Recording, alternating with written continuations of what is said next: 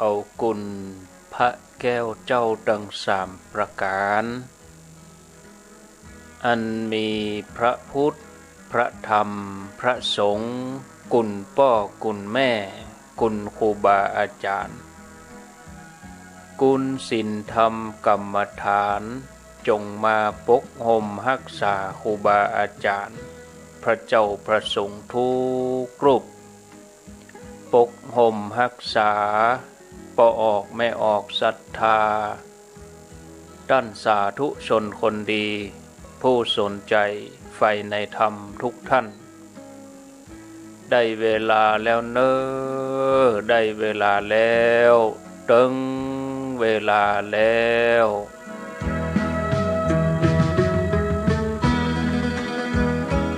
ได้เวลาสำหรับการรับฟังธรรมะอันเป็นสาระประโยชน์ทางด้านพระพุทธศาสนาน้อมธรรมคำสอนขององค์สมเด็จพระชินวรสัมมาสัมพุทธเจ้าได้มาปะมาพบมาอู้มาเล่าสู่บรรดาพ่อแม่พี่น้องปออกไม่ออกศรัทธาด้านสาธุชนคนดีทั้งหลายแล้วธรรมสวัสดีสวัสดียามค่ำคืนของวันพุธที่5เดือนพฤษภาคมพุทธศักราช2564เวลา2 ทุ่มเป็นต้นไป20 นาฬิกาหรือว่า8 โมงหรือว่า2 ทุ่มมาปะกับรายการภาษาธรรมกำเมืองดำเนินรายการโดยอัตมภาพพระครูอภิวัฒนวิกรมวัดปากตรังเจริญตำบลดอยหล่ออำเภอดอยหล่อจังหวัดเชียงใหม่มาปะญาติโยมท่านสาธุชนคน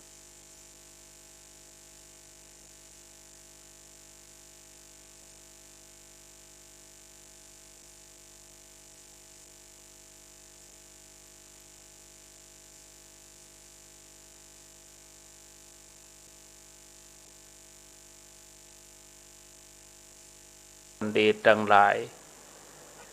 เป็นจัดรายการในวันพุธที่3ที่4ของเดือนแล้วอาตมาภาพก็มาปะญาติโยมในวันพุธที่1ไม่ใช่วันที่1นะสัปดาห์ที่1แล้วก็สัปดาห์ที่2เมื่อแล้วไม่ได้มาปะญาติโยมท่านทั้งหลายเนาะเมื่อเดือนเมษาก็ติดงานก็มาตรงกับวันพุธเหตุได้เนอะวันพุธต้นเดือนกับวันพุธที่2ของเดือนนี่นะแล้วก็ปลายเดือนกลางเดือนก็ไม่ได้มาวันพุธต้นเดือนเมื่อเดือนเมษาตอนวันที่7ก็ติดงานวันที่14ก็ตัดปีใหม่งานเขาดำพ่องยังพ่องเลยบ่ได้มา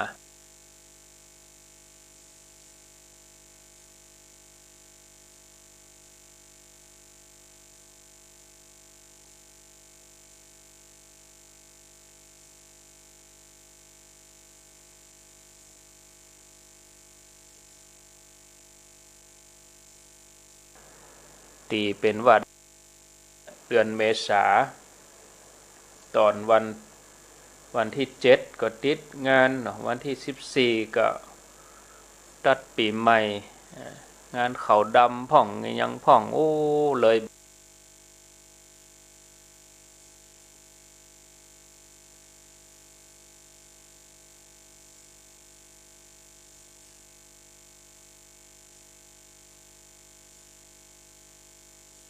บ่ได้มาตีเป็นว่าเดือนเมษาตอนวันที่7ก็ติดงานวันที่14ก็ตัดปีใหม่งานเขาดำพ่องยังพ่องเลยบ่ได้มาตีเป็นว่าธรรมะ จะได้ยินได้ฟังพร้อมกันแล้วสำหรับค่ำคืนนี้อาตมาภาพก็จะอยู่กับญาติโยมถึงเวลา3 ทุ่มเป็นต้นไปก็จะเป็นท่านสมชาติชาตปัญโยเปิ้นอยู่เมืองปานบุญศรัทธาญาติโยมวัดตุงโป่งเมืองปานลำปางท่านก็จะได้จัดรายการโดยอาตมาภาพแบ่งเวลาคนละชั่วโมงพุธหน้าก็เหมือนกันเนอะญาติโยมก็ติดตามรับฟังแล้วก็วันพฤหัสบดีเมื่อเช้าท่านก็จะได้เข้ารายการในช่วงเวลาตีห้ากึ่งนี่นะวันพุธนี้ได้มามาพบญาติโยมทั้งหลายก่อนอื่นนั้นก็อนุโมทนา FM 104.50 สถานีวิทยุเพื่อการศึกษาพระพุทธศาสนาวัฒนธรรมวัดฝ่ายหิน FM 104.50 รับสัญญาณในช่วงกลางคืนก็วันการกับวันพุธวันการนี้ทุกวันอังคารส่วนวันพุธนี่ก็รับเฉพาะวันพุธต้นเดือนขอกราบขอบพระคุณท่านพระครูสมุวิสุวัตรวรกิจโจด้วยญาติโยมทั้งหลายได้ยินได้ฟังครูบาอาจารย์ที่หลากหลายวันการนี่เป็นสามเณรลักษณ์ปัญโยนันท์สถานีโดยหมอกเรดิโอเวียงปะเป้า 103.50 ก็ครอบคลุมอำเภอเวียงปะเป้าทั้งหมดเพื่อไปถึงญาติโยมตังแม่สวยวังเหนือเวียงปะเป้านี่ตึงสายเหนือสายใต้เนาะสายเหนือก็ที่เวียงปะเป้าที่ดอยหมอกเรดิโอสายใต้ก็ 94.50 แม่ขจานโมเดิร์นเรดิโอเมืองพานเรดิโอ 99.25 ทีมงานของคุณดารุณีคนฮักพะเยา 106.75 เมืองปานเรดิโอ 106.0 สัตตาเรดิโออำเภอเมืองลำปาง 101.25 บ้านแป้นเรดิโออำเภอเมืองจังหวัดลำพูน 96.25 เมืองน่านวิทยุคนเมืองน่านอำเภอภูเพียงจังหวัดน่าน FM 104.50 สถานีวิทยุคณะสงฆ์อำเภอฝาง FM 100.25 วัดห้วยตองซัก 98.75 วิทยุชุมชนคนนาน้อย 91.50 แม่วางเรดิโอ 90.25 แม่วางเรดิโอสันโก้งเรดิโออำเภอแม่สายจังหวัดเชียงราย 90.25 บ้านต้าเรดิโออำเภอชัยปราการ 91.75 วิทยุชุมชนคนเมืองลี้ FM 103.75 แล้วก็ที่มนเสียงธรรมอำเภอแม่แจ่มจังหวัดเชียงใหม่ที่วัดบุพารามโอ้ย่ำได้เข้าไปเช็คที่แม่แจ่มตัวก็บางทีมันก็จังงงเหมือนกันนะศรัทธาญาติโยมเนาะต้องเข้าไปเช็คสถานีบ่ได้ลิงก์แต่ที่แม่แจ่มเดี๋ยวกันเนอะรีโมทไปก่อนได้ละแม่แจ่มสวัสดีตั้งพี่น้องแม่แจ่มด้วยนะ FM 106.25 อำเภอแม่แจ่มวัดบุพารามสถานีวิทยุเรดิโอเน็ตเวิร์ก 103.0 วิทยาลัยสารพัดช่างลำปางเรดิโอเน็ตเวิร์ก 99.50 วิทยาลัยเทคโนโลยีและการจัดการกฟผ.แม่เมาะลำปางโดยคุณอนุพงษ์ตาจินะตึงหมดตึงวันกะ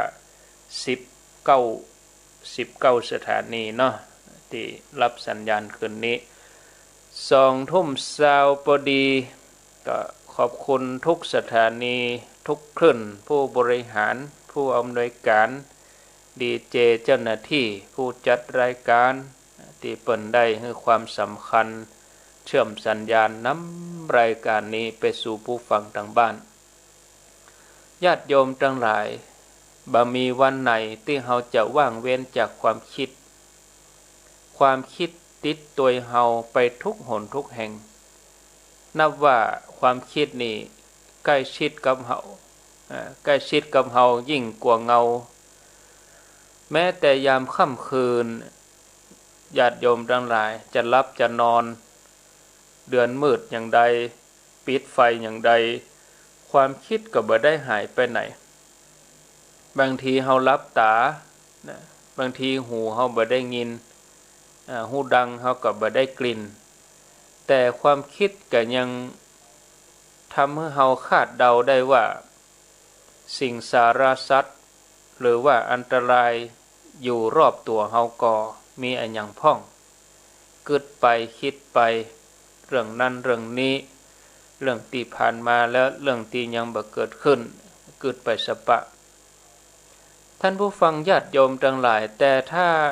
จะบอกว่าความคิดเป็นธาตุที่ซื่อสัตย์ของเฮาก็คงบ่ได้บ่อยครั้งความคิดแทนที่จะติดตัวเฮากับลากเฮาไปตอนไหนไปไหนตอนไหนตัวไปจนกินบ่ได้นอนบ่หลับเฮาเครียดก็เพราะว่าเฮาห้ามความคิดบ่ได้นะได้กำได้ญาติโยมทั้งหลายเนาะทั้งที่ฮู้ว่าความโกรธนั้นมันบ่ดีนะมันโกรธมันบ่ดีเน้อแต่ใจก็ยังกึดอยู่หั่นกึดถึงเรื่องที่เขาเนี่ยคือเฮาโกรธนะยิ่งกึดก็ยิ่งโกรธยิ่งโกรธก็ยิ่งกึดนั่นสลัดความคิดไปบ่ได้สักเทื่อเหมือนกับว่าตัวความคิดเนี่ยบังคับบัญชาเฮาวนเวียนอยู่นั่นศรัทธาญาติโยมหมุนเวียนอยู่นั่นหาเรื่องซ้ำแล้วซ้ำเล่าน่ะจนกว่าจะพอใจแต่มันก็บ่เคยพอใจสักเทื่อนะต่อเมื่อเจอยานอนหลับมันถึงจะสงบนั่นญาติโยมมันเป็นเช่นนี้ท่านผู้ฟังญาติโยมทั้งหลายถ้าชีวิตนี้เฮามีอำนาจที่จะควบคุมอะไรอย่างได้สักอย่างหนึ่งเฮาคงจะมีอำนาจควบคุมความคิดได้นะแต่เป็นเพราะเฮาควบคุมความคิดบ่ได้เฮาถึงอยู่อย่างสุขทุกๆผสมผสานกันขึ้นลงหาความสงบใจบ่ได้อยู่ว่างเมื่อใดอยู่คนเดียวเมื่อใดก็จะต้องมีความคิดเข้ามากระซับกระส่ายคนสมัยนี้บ่กองถึงเวลาวันหยุดเนาะวันเสาร์วันอาทิตย์ก็ดีนี่นะศรัทธาญาติโยมทั้งหลายก็ถ้าวันเสาร์วันอาทิตย์ก็หาเรื่องที่จะสร้างความสบายใจเนาะสร้างความสบายใจก็ถ้าบ่มีโรคโควิดนี่ก็ไปตามศูนย์การค้านะแล้วก็ไปเดินทางไปต่างจังหวัดต่างอำเภอเพื่อจะเปลี่ยนสถานที่นะกลายเป็นว่าพัฒนาขึ้นมาพัฒนาตัวเองตามยุคตามสมัยศรัทธาญาติโยมทั้งหลายแต่บ่กองเฮาเบื่อเฮาก็ต้องไปเสาะที่ใหม่แถมไปที่ไหนก็เตือเดียวอย่างคนที่มาผาจ้อมาแล้วก็มาไปแถมไปเสาะที่ใหม่แถมไปตังเมืองฝางแม่อายไปถ่ายรูปไปหยังไปถ่ายรูปสถานที่ใหม่ๆขึ้นมาหน่อยก็ไปเสาะที่ใหม่ถ้าว่าบ่มีโรคโควิดก็อย่างที่บอกไปศูนย์การค้าไปโรงหนัง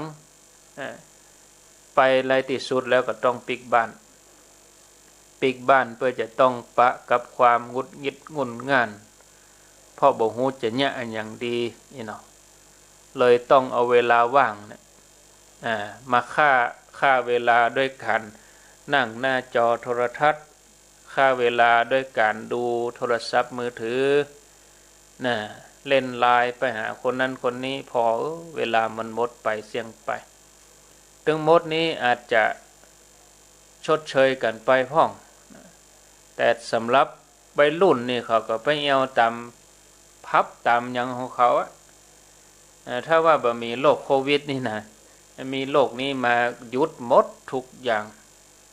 ศรัทธาญาติโยมท่านทั้งหลายแต่ยังได้ก็ตาม บอกว่าจะหาเรื่องลบหลีกหนีไปไหนต่อไหนในที่สุดเฮาก็ต้องปิกมาอยู่กับตัวเก่าเหียจนได้ญาติโยมทั้งได้ทีนี้ตัวความคิดเนี่ยมันก็จะมาก่อกวนเฮาแถมนะปาเฮาถูลู่ถูกังไปกับอารมณ์8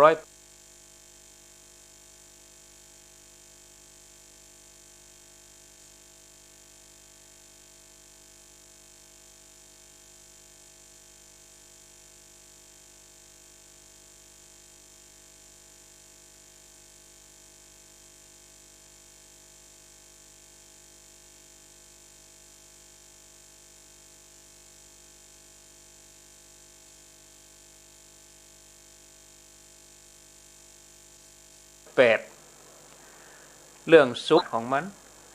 ทั้งที่อาจจะหู้อยู่แก่ใจว่าความคิดเนี่ยยังเฮาตุกได้บ่น้อยแต่ก็เนี่ยยังบ่ได้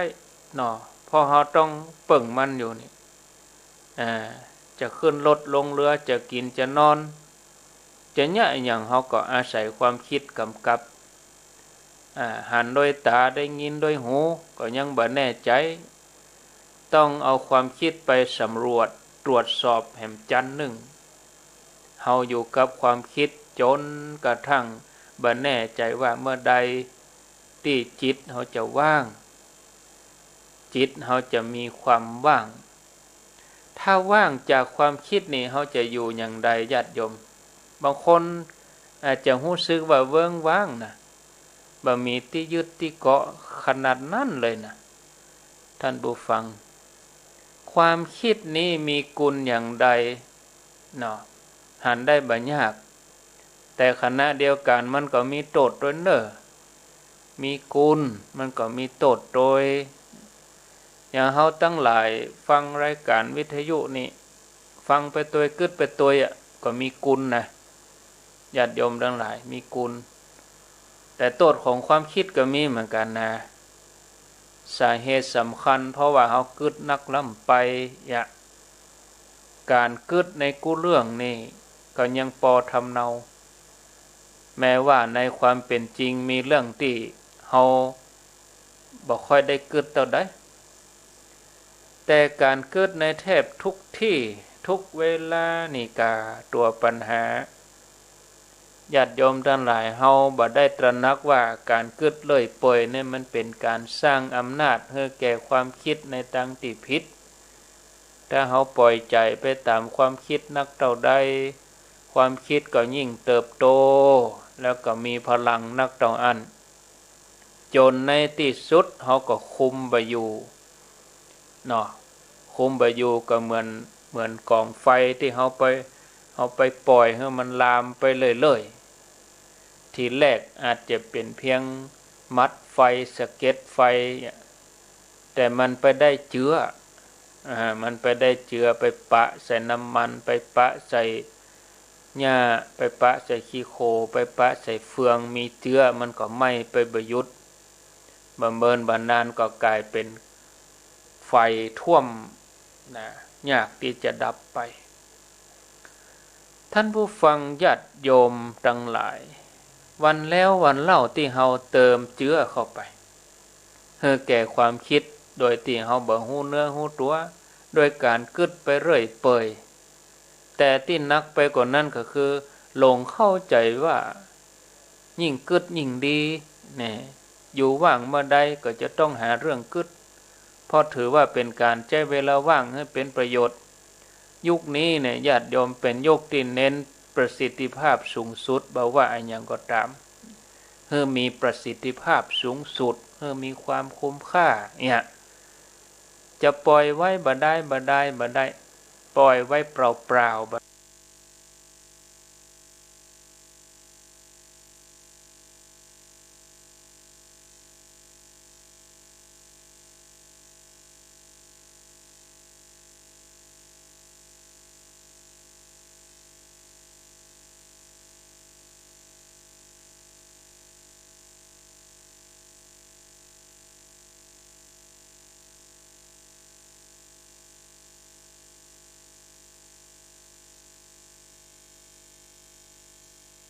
และถือว่าไร้ประโยชน์ถึงจะห้องว่าใจเวลาให้เป็นประโยชน์หรือว่าสมัยนี้ห้องว่าการบริหารเวลาให้มีประสิทธิภาพสูงสุดแต่หาหู้ญาติโยมนะหาหู้ก็ว่าเป็นการสร้างนิสัยที่บั่นทอนตัวเองนะเครื่องยนต์นี่เอามาอ่าน Facebook ยุ่งหมะญาติโยมเหมือนโยมเขาโทรมาวิด Facebook ถ้าจะลุกมันเป็นอย่างหู้นะวันนี้นะ2 รอบ 3 รอบแปลงแล้วแปลงแหม Facebook เนี่ยเอาหมะลุหมะแปลต่อฮอดจะแปลงFacebook นี่ยุ่งเลยเนอะโยมเนอะอาจเสียงมันจะเบาไปนะเดี๋ยวก่อนแก้ไขนี่ก่อนกับ Facebook นั่นนี่คนได้ฟังคนได้หันก็เดือดร้อนกับ Facebook เนี่ยเฮาบ่มีก็ดีไปอย่างนะเนาะ Facebook นี่นะอันมีก็มาเป็นตุกอย่างเงี้ยจะเป็นได้ออนไลน์มันหลุดไปญาติโยมขออภัยนะ Facebook หลุดจะมาวิตกกังวลกับ Facebook ที่เปิ้นโทรมาแต่กี้เพราะว่าสถานีดับกะหน้าก็แดงปะลึงเนี่ยเน็ตมีปัญหาสถานีมาหายๆวะดับไปวะอาตมาก็ฟังเสียงตั้งนอกว่ามันอย่างเสียงอาตมาอย่างดับไปวะก็อู้ไปจัดนักนานวันนี้มันสาเหตุกับฟ้ากับฝนนี่แต่กี้ก็ขลึงบนหัวนี่อินเทอร์เน็ตนี่มันการฟ้าฝนนะเวลาฝนมาเอาละยุ่งละเวลาฝนมาเอาละยุ่งละสลวดอะเนาะเป็นยังศรัทธาญาติโยมทั้งหลายก็ว่ากันไปดับหายนะระบบอินเทอร์เน็ตดับพ่องมาพ่องเดี๋ยวนี้ถ้าจะดีละดับไปหลายที่เนี่ยยุ่งแล้วกันเนี่ยหลายสถานีดับหมดกะเดี๋ยวฟังก่อนนั่นทางลำปางยุ่งไปละตัดเข้าเพลงไปละมันเนี่ยถ้าเวลาสถานีลุดไปแล้วก็เปิ้นบ่ได้มีไผเกาะก็กลายเป็นเพลงไปเหียเพราะว่าอินเทอร์เน็ตตั้งนี้ลุดก็มาลุดในเวลาสำคัญเนี่ยนี่ไปจะเข้ารายการพอดีนี่ลุดเป็นเพลงไปอย่างนี้บางคนตั้งเวียงเป้าเป็นแดงพ่อมูนี่วันนี้อินเทอร์เน็ตแบบเป็นใจตั้งเมื่อมาเจ้ามาแล้วนะตั้งมาเจ้ามาละแต่กี้มันแรงกับ2 ชั่วโมงเต็มแบบเป็นยังน่ะมันแรงแต่กี้น่ะเดี๋ยวเช็คไปตังตังลีพอกันลีดังอยู่เนาะเมืองฝางดังอยู่เนาะเมืองฝางดังอยู่ก็เดี๋ยวเช็คไปตังแม่แจ่มดูก็ญาติโยมแต่คืนท่านหลวงพ่อก็ที่หลวงพ่อมันจำพอบรรจัดนะหลุดมาเจริญปนเจ้าหายจีนก็ดับขัดหายก็มาเจ้ามันอินเทอร์เน็ตนะวันเนี้ยอินเทอร์เน็ตภาษาเซ่ๆค่ะพี่จะอยู่มันเจ๊ชั่วเซ่ๆก็มัน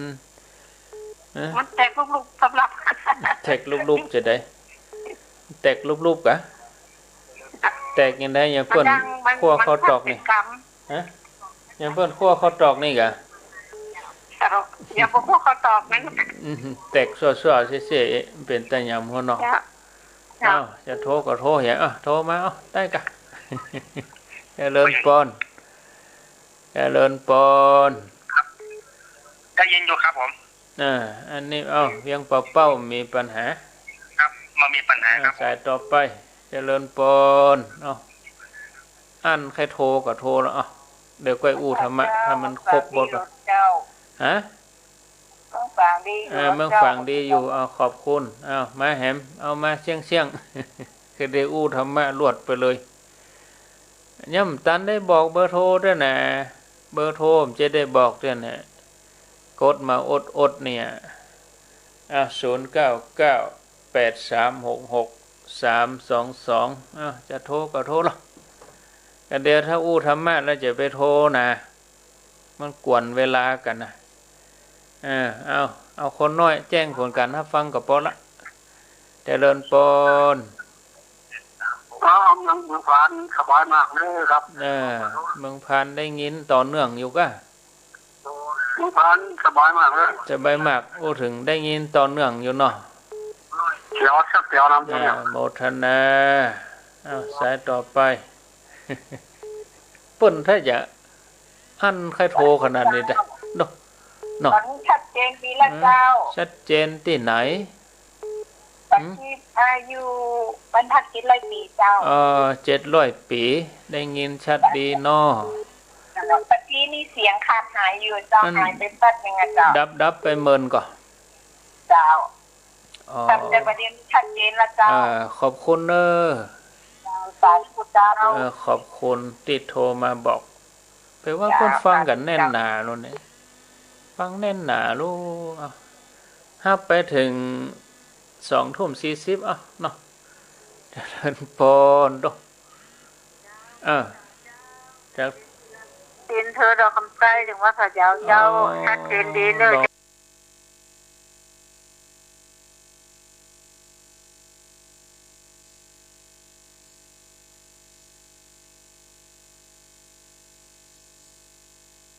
คำใต้บรรลุเนาะถ้าไปถึง20:40เนาะเจริญพรดอกจะเป็นเธอดอกคำใต้ถึงว่าพระเจ้าชัดเจนดีเนอะเจ้าคำใต้บรรลุเนาะบรรลุภาษาครับท่านครูครับจากดังใดวัดตุ้งโป่งครับตุ้งโป่งนี่มีปัญหาอยู่แล้วครับผมมีคนเฝ้าอยู่ครับบางครั้งก็ดับหายไปหน่อยครับแน่นี้มันติ่งยะน้ำมันถูกกับไฟครับผมยินดีเนอะครับผมครับอาจารย์ครับอันนี้เป็นพระอมเอาสายสุดท้ายเนาะเจริญพรจากดังใดในกล่องแรงมาให้น้ำเย็นอำเภอยังปานแต่วัดลำปางได้ยินนะแกมันจัดเชงออกมาหมดนะยังก็แม่มันนี่เหรอเพลงออกมาเดี๋ยวรู้ว่าเดี๋ยวมันลุดแต่กี้เปิ้นกำลังจะแปลงเฮ้อินเทอร์เน็ตที่เฮาเพลงมันลุดแล้วก็มันเป็นเพลงออกเต้นไปเจ้าไปเจ้ายินดีเนอะนะคนเฒ่าเดือดร้อนอดเนี่ยแม่กองแรงนี่เดือดร้อนแล้ว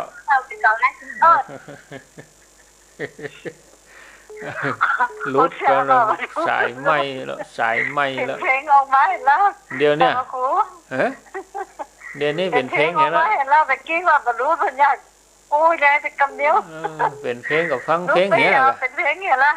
เป็นเพลงกับฟังเพลงเหี้ยกันอยู่ที่ไหนโอ้ยจะได้ฟังไงจะได้อันนี้อยู่ที่ไหนมันปินนะกะเจ้ามันปินดอกคำใต้เจ้าแม่เจนจิลาที่โทรไปตะกี้ว่าบรรลุนี่นะนั่นน่ะมาลุดไปเห็นละเสียฟังเสียเปิดฟังไปนี้เป็นเพลงไม่เหรอน่ะมันลุดไปเลยยุ่งเลยล่ะคนเฒ่ายุ่งเลยเนี่ยดอกจะได้ฟังอันหัวเนี่ยได้เฮาหัวเนี่ยได้เฮานั่งเดินรอไปเดี๋ยวก็จะว่าธรรมะแล้วเนาะ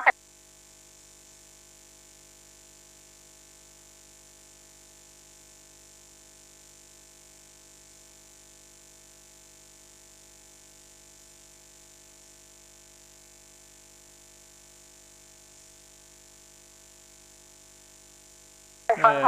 ก็โจรปัญญาเป็นเพลงไม่เหรอน่ะมันลุดไปเลยยุ่งเลยล่ะคนเฒ่ายุ่งเลยเนี่ยดอกจะได้ฟังอันหัวเนี่ยได้เฮาหัวเนี่ยได้เฮานั่งเดินรอไปเดี๋ยวก็จะว่าธรรมะ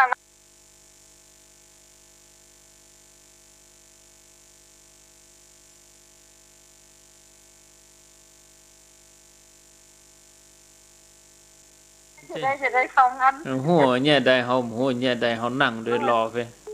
เดี๋ เขาก็จะว่าธรรมะแล้วเนาะใครฟังธรรมะแล้ว เขาก็โจรปัญญาอินเทอร์เน็ตตมาลุดหรอมะ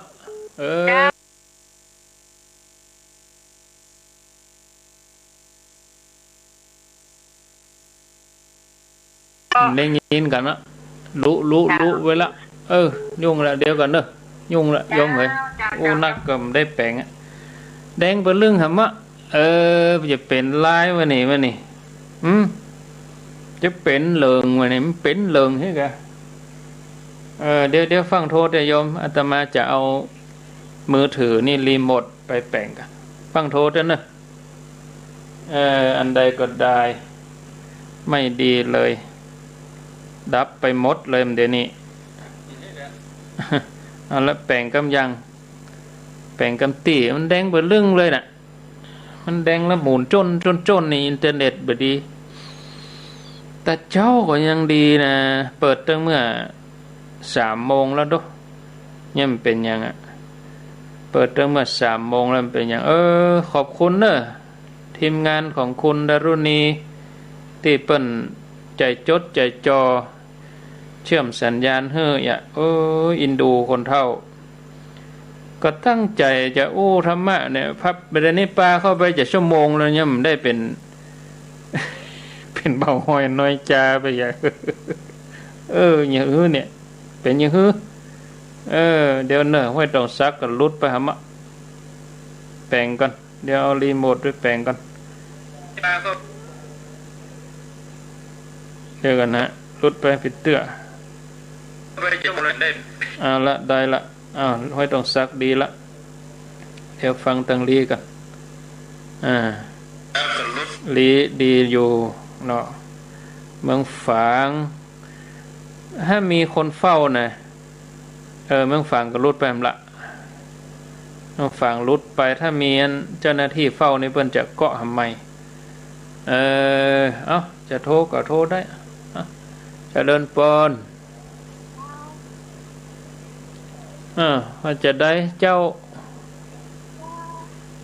เสียงเบาอยู่ในบ่แม่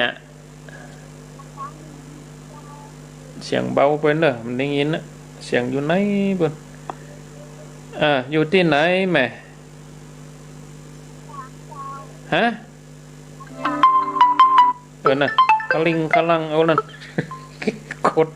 กดอันนึงก็เป็นลิงไปอย่ากด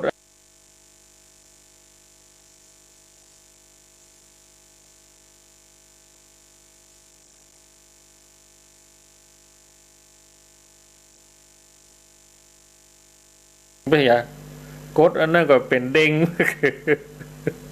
กะลิงกะลังอย่าหือนี่เสียงก็เบาเหี่ยวเจริญพรข้าพเจ้าเจ้านาทีคนทักพะเยาบ่ดังดับเจ้านั่นบ่ดังกะดับไปก็รับเหี้ยกะเจ้าป้านี่เจ้ามันดังรับมันดับก็รับเหี้ยกะบ่รับแล้วบ่ได้ฟังมันบ่ได้ฟังก็นอนบ่รับให้มาอีรับบ่ได้แกมันบ่มีความสุขบ่สบายใจนะบ่ได้ฟังอันนี้อำเภอหยังแม่ดอกคำใต้ดอกคำใต้เดี๋ยวนี้ไหลมาได้ยินแล้วกะยังบ่ได้ไหลแต่เจ้าฟังฐานนี้นี่อยู่เจ้าเนี่ยสถานีอย่างแล้วก็ได้ยินตู้เจ้าก็ได้ยินเจ้าอันก็ดีแล้วกันอันดีแล้วของคุณดารุณีคนทักพะเยาดับเจ้าเปิดเพลงไปอย่าละสถานีมีหลายตีหรอดังที่ไหนก็ฟังที่ห้านเนอะเจ้ากะไว้สาเจ้าในใจนี่ถ้าอย่าห้องแม่นง 94.5 เจริญปนไว้สาเจ้าอันนี้มันต่างจากมุนเสียงคือดอกคำใต้ในเจ้าเสียงมันดับไปถึงกำในกำเจ้างั้นเดี๋ยวนี้เนาะไม่เยอะนี่แซ่บกินดีอยู่อันกะเจ้าสาธุเนอะมันดับกุมกะโทมาเจริญพรฟังอยู่ไหนอยู่ฟังติลินะเจ้าเมืองลิเจ้าว่ากะเจ้าอยู่บ้านฉางอยู่บ้าน ปงทุ่งเจ้าอ๋อตำบลอย่างนี้ตำบลดอยเต้าอำเภอดอยเต้าจังหวัดเชียงใหม่เจ้าอ๋อดอยเต้าฟังเมืองลี้นึกว่าอยู่เมืองลี้แต่ว่าอยู่ดอยเต้าเจ้าฟังสถานีเมืองลี้ได้ยินชัดดีเนาะเจ้าได้ยินชัดดีเจ้าเหมาะดีเนาะอ๋อคนดอยเต้ายินดีเด้อเจ้าจังใหม่เนี่ยเจ้ายินดีเด้อเจ้าสาธุสาธุเจ้าอันนี้ดอยเต้าเจริญปอนบ้านเอาได้ยินอยู่เด้อถึงส่งทะเลอยู่อันนี้ไหนไม่วางบ้านแป้นนี่ได้ยินอยู่บ้านแป้นได้ยินอยู่เนาะเจ้าบ้านแป้นได้ยินอยู่ไม่วางเรดิโอหรอเจ้าไม่วางเรดิโอเจ้ามาได้หลายที่ละให้เป็นเพลงไปมันดับดังนั้นเจ้าลอยไปดังนั้นดับดังนั้นเจ้าลอยอย่างนั้นล่ะมอกเป็นเล่นกลนี่แหละเจ้าลบไปลบมาที่แตกลูกๆแรบๆนั่นมันมีมาใช่แตกกันอ๋อเปิ้นเจ้าหน้าที่สถานีเปิ้นให้สลับสายเป็นสถานีแต่ละติไม่แส่เจ้าขอบคุณความส่งทะเลเจริญปอน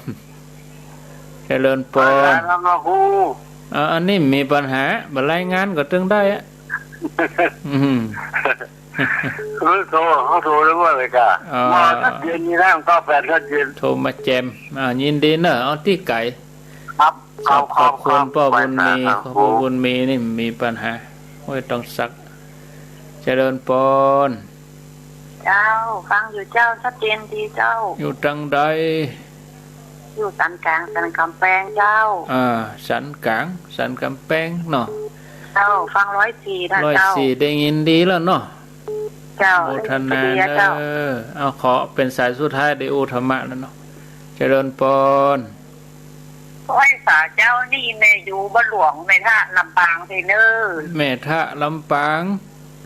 เจ้าได้ยินดีแล้วเจ้าตะกี้มันหายไปเป็นจับเสียงมันก็เสียงก้อยไหมอ่ะเจ้ามันเป็นเพลงก็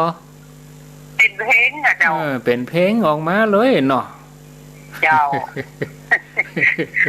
ยินดีเนอะเจ้าไว้ตาจ้าแต่แม่ท่านี่สุดท้ายขออภัยนะโยมนะอินเทอร์เน็ตอาตมาขอโทษบัดได้เป็นตาสถานีเปิ้นนะเป็นเพลงแต่ที่ลำปางเป็นเพลงหมดนั่น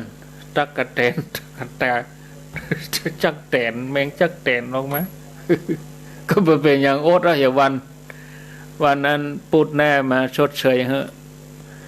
เป็นตาอินเทอร์เน็ตท่านอาจารย์วิสุวัตว่าอินเทอร์เน็ตไม่เสถียรนะอินเทอร์เน็ตมันไม่เสถียรแต่มันมาบัดเต็มดับมาดับมาเน็ตบ่พอปิดละปิด Facebook ละมันออกใช้คอมตัวเดียวอะแล้วออนไลน์2อย่างอะจะต้องปิดอันใดอันหนึ่งแต่ช่างเพิ่นก็แนะนำแล้วนะถ้าว่าเอาไปออกถึง2อย่างเน็ตมันบ่พอออกถึง Facebook ออกถึง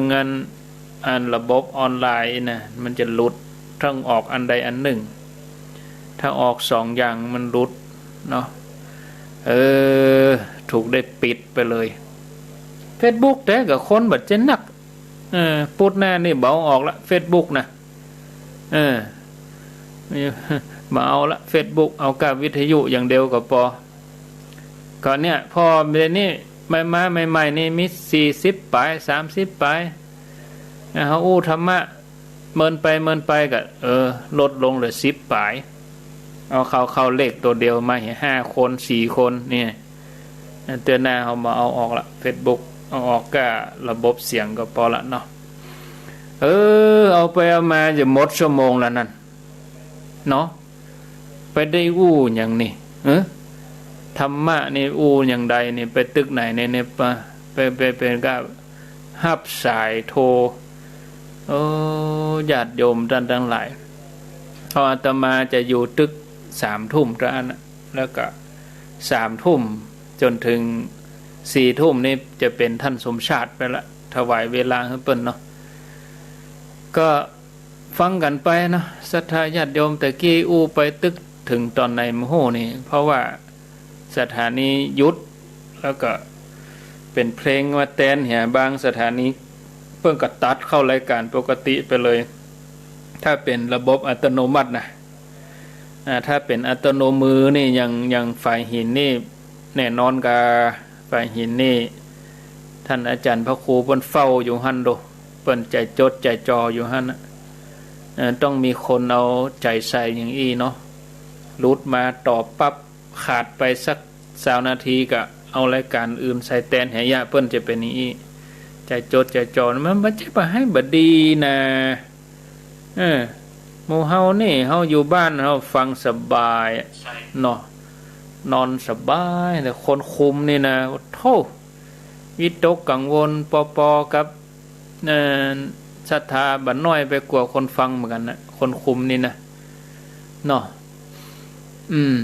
อู้ไปถึงไหนตะกี้อู้ถึงเรื่องการวางจิต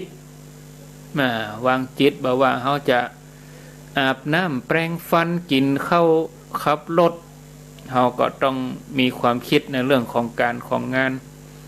วางแผนสารพัดเนาะอันนี้จะถึงว่าใช้เวลาให้เป็นประโยชน์เนาะบริหารเวลาให้เกิดประโยชน์สูงสุดแต่เฮาบ่หาฮู้กะว่าเป็นการสร้างนิสัยที่บั่นทอนตัวเองเครื่องยนต์ที่เร่งเท่าใดเร่งแหงเท่าใดนอกจากจะเสื่อมโวยมันก็บังคับยากอย่างรถเขาเนี่ยเขาขี่โวยเท่าใดมันโวยเท่าใดมันก็เขาเคี่ยนมันนักมันก็รู้โวย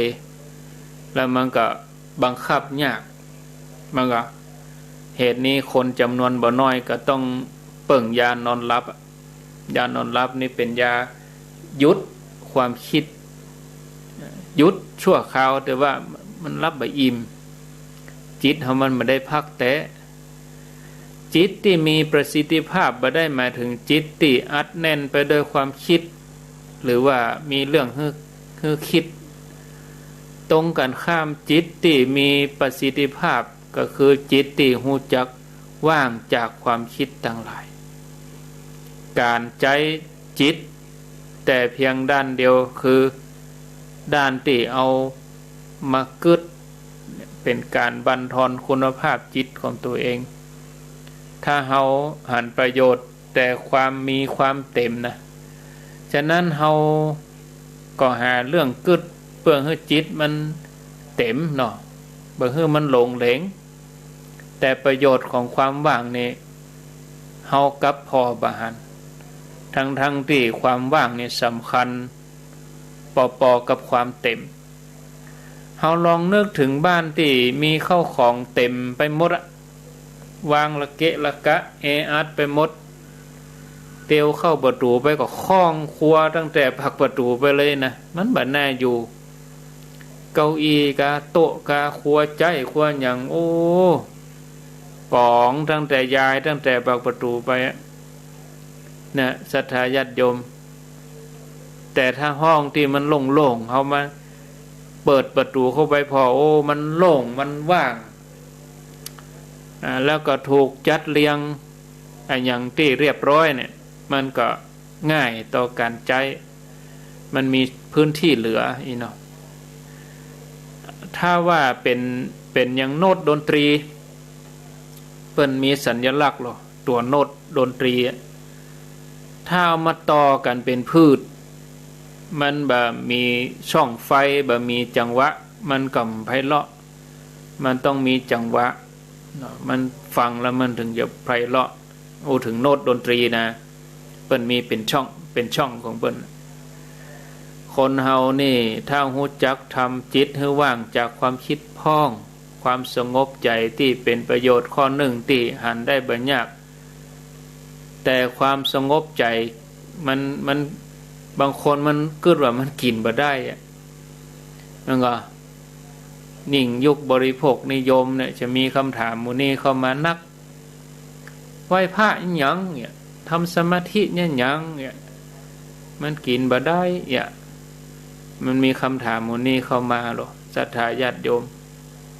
ทีนี้เฮาลองพิจารณาจิตที่เฮาบ่ฮู้จักว่างจากความคิดเลยมันมีขีดจำกัดนะ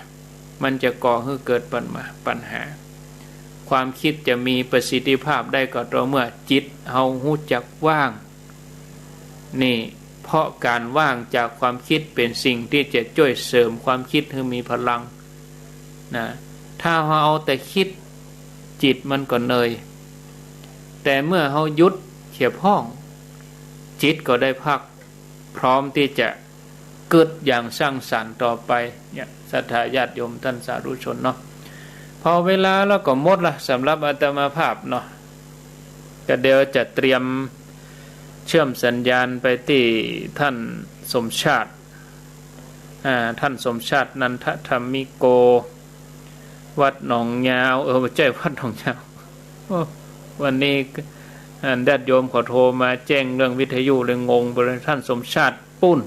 ตุ้งโป่งกะตุ้งโป่งบางปานเนาะ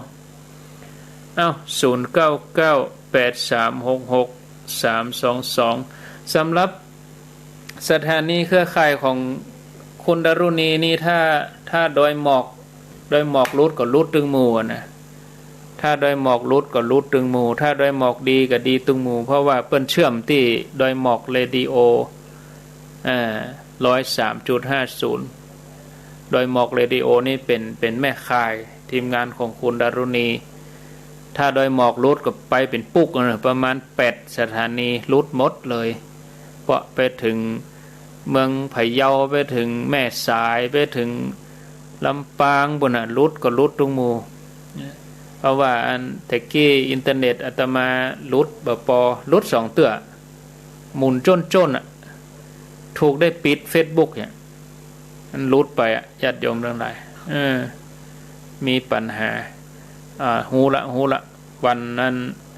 ปุดหน้านี่จะบ่เปิดละ Facebook นี่มันเปิดละเอาถ่ายทอดเสียงอย่างเดียวเอาเนาะเรือพายุนี่เจริญปนโทรมากับกู้มาโทรศัพท์แจ้งผลกันนะฟังอยู่ที่ไหนวันนี้เป็นกระท่อนกระแท่นหน่อยได้ญาติโยมได้มาเมื่อคืนก็ไปแฮมแบม0998366322เสียดายตั้งใจนำเรื่องเล่าม้วนมาเล่าให้ฟังบ่ได้ความเลยวันนี้ไม่เป็นไรเจริญปนจากดังได้เด็ดสกอยโดยสะเก็ดห้อยบ่อทองเจ้าห้อยบ่อทองเนาะฟัง104ก็ลอง104เนาะฟังรับละกันเตือนเนอะฟังรับละเตือห้ามรับละโมทนาโดยสะเก็ดเด็ดสกอยเจริญปนเจ้าได้ยินชัดเจนแล้วท่านพระครูเจ้าแม่ใส่พินรับรองนี่ก็ตึงดีแล้วนะดีแล้วเจ้าดีแล้วบอกทีมงานคุณดารุณีเพิ่นให้จะแปลงให้ละเจ้าอันนี้คลื่นไหนแม่ใส่พิน106เจ้าคุณดารุณีนี่เจ้าขึ้นมันจะสอดเจ้านั่นกะเจ้าชัดเจนดีนะ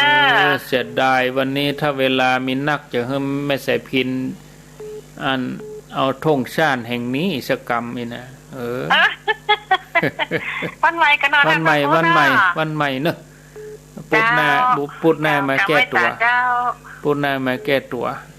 ขอโทษตัวเนอะโยมเนอะวันนี้นะขอโทษแทนสถานีเปิ้นตัวสถานีเปิ้นบ่เป็นหยังเป็นตาอาตมาเพ่รับผิดชอบแต่เพียงผู้เดียวเจริญปนเจ้ากับภาษาเจ้าท่านพระครูมอดีแล้วบอกน้ำบ่อชาวบ้านได้ฟังน้ำบ่อชาวบ้านดักปิ้งเจ้าได้ไปฟังพูดวันนี้ฟังบ้านต้ากะเจ้าใช้ประการเพ่นานี่แสดงโดยหมอกดีละโดยหมอกเรดิโอดีละถ้าเป็นอยู่นะเจ้าทีหน้านี้ต้องทำใจจดใจจอ เท่ากับอินดูสถานีเพื่อเหมือนกันนะเปิ้นจะเชื่อม2 ทุ่มถึง4 ทุ่มเนี่ย2 ทุ่มเพื่อจะออกไปกินข้าวสักหน่อยจะเป็นได้ฟังในรถออกไปได้จัดไก่โอ้สถานีดับถูกได้วายรถปิกมา บางสถานีเปิ้นก็ใจรีโมทบางสถานีที่ใจรีมือนี่ก็อัตโนมือนี่ก็ต่อสัญญาณละไว้โอ้ท่านพระครูเฝ้านี่กำเนิด2 ชั่วโมงนะถ้าอินเทอร์เน็ตบดรุดนะเพราะ4 ทุ่มจะมานะอย่าบอกกองออกไปโป้นประตูบ้านไปหน่อยเดียวอินเทอร์เน็ตรุดด้วยก้นหรือได้ปีกมาแปลงไงอินดูเพิ่มเหมือนกันนะมันนี่อาจารย์วิศวัตก็เหมือนกันนะครับกำลังจะไปส่งน้ำกำหูตะกี้ ลุกไปฉันน้ำอุ่นกำลังกดหม้อ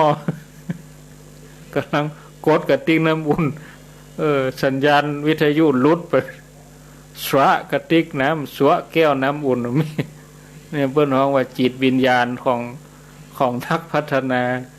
สวะแก้วน้ำอุ่นมาแปลงวิทยุให้สถายอ่ะมันมีนะมันเจ้มมีนึกภาพออกเลยเนี่ยเจริญปอน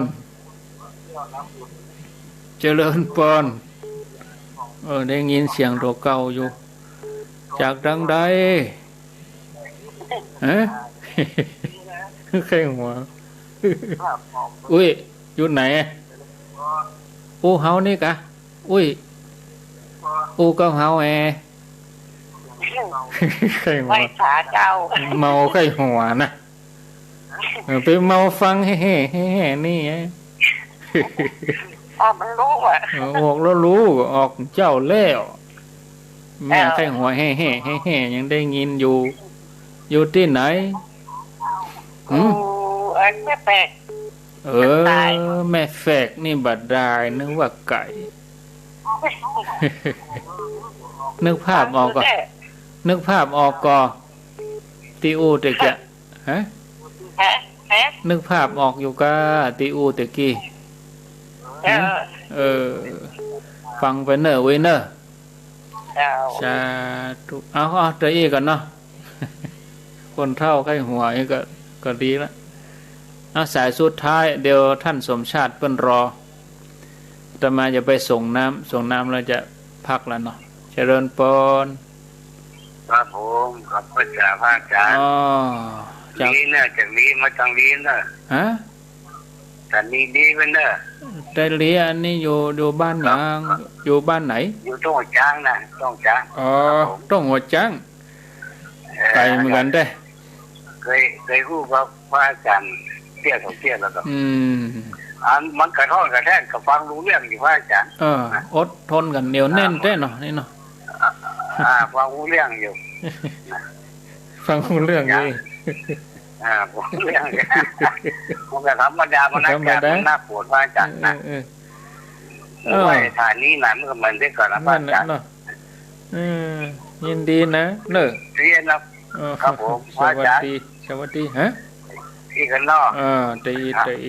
ครับผมครับอาจารย์ครับตีตัวใดอ่ะตีอีกคนเฒ่าคนแก่ฟังนักฟังหลาย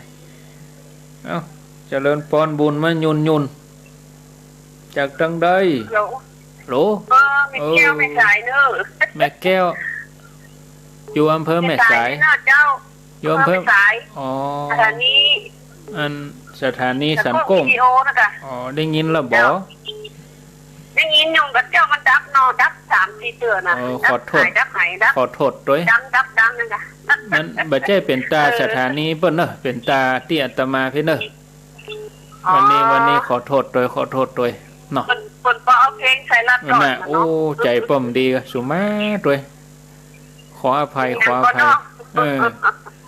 ดีแล้วเนาะได้พูดกันอยู่นี้เนาะดีอยู่ดีอยู่เนาะเป็นกำลังใจให้เนอะยินดีเนอะเหมือนลำปะกันกว่าจะปะกันเนี่ยเป็นเดือนนะเป็นเดือนเนี่ยกว่าอาตมาจะมาเมื่อคืน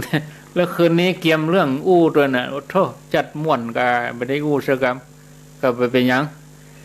อาตมาลาไปก่อนฟังท่านสมชาติชาตปัญโยที่เปิ้นอยู่ เมืองปานบุญเนาะป้าอาตมาแถมใหม่ในวันพุธหน้าขอบคุณทุกคลื่นทุกสถานีวันนี้ต้องขออภัยตัวอินเทอร์เน็ตมีปัญหาเนาะอินเทอร์เน็ตที่อาตมาเพใบใจเป็นตาสถานีเปิ้นสถานีแต่ละที่สมบูรณ์ทุกอย่างเจ้าหน้าที่ผู้อำนวยการคนดูแลเอาใจใส่อย่างดีเต็มที่อินเทอร์เน็ตที่อาตมามีปัญหาตอนนี้เปลี่ยนละดีแล้วนะอาตมาลาไปก่อนปะกันในใหม่โอกาสหน้าเนอะอายุวันโนสุขังปะลัง